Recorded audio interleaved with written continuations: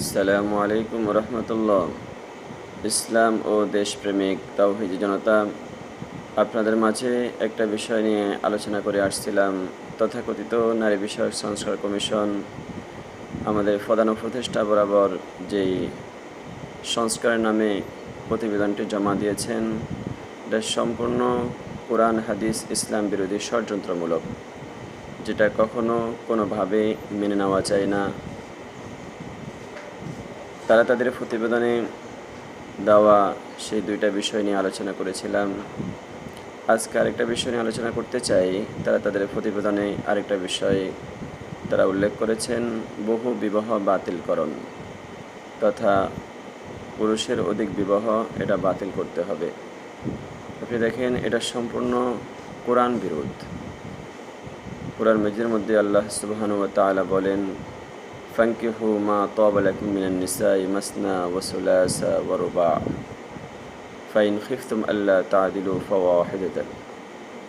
আসেন, আল্লাহ তাআলা কোরআন মাজিদের মধ্যে বলেন যে তোমরা পছন্দ মতো 2 জন নারী বিবাহ করতে পারো, 3 জন বিবাহ করতে পারো, 4 জন বিবাহ করতে পারো, তথা একসাথে বিবাহ বন্ধনে 4 জন নারীকেও তোমরা বিবাহ বন্ধনে আবদ্ধ রাখতে পারো। তো দেখেন, এটাই হলো ইনসাফের সে বিষয়। এখন তারা যদি এই বিষয়টা বলে যে এই অধিক বিবাহের বিষয়টা বাতিলকরণ, যেহেতু অধিক বিবাহ করার দ্বারা নারীর উপর সে জুলুম করা হয়, তাদের হক আদায় করা হয় না, তো আমরা বলবো এমন যদি হয়ে থাকে তাহলে ওই ক্ষেত্রে তো আমাদের শরীয়তে নিষিদ্ধ করা হয়েছে। কারণ আল্লাহ তাআলা তো পরবর্তীতে বলেছেন, ফাইন খিফতুম আল্লা তা'দিলু ফাওয়াহিদ, যদি তুমি অধিক বিবাহ করে একের অধিক করে যদি তুমি ইনসাফ করতে পারবে না, তাদের হক আদায় করতে পারবে না, তাহলে এক্ষেত্রে তুমি একটাই করবে, তোমার জন্য অধিক করা বৈধ হবে না। এটা তো আমাদের ইসলামই বলছে।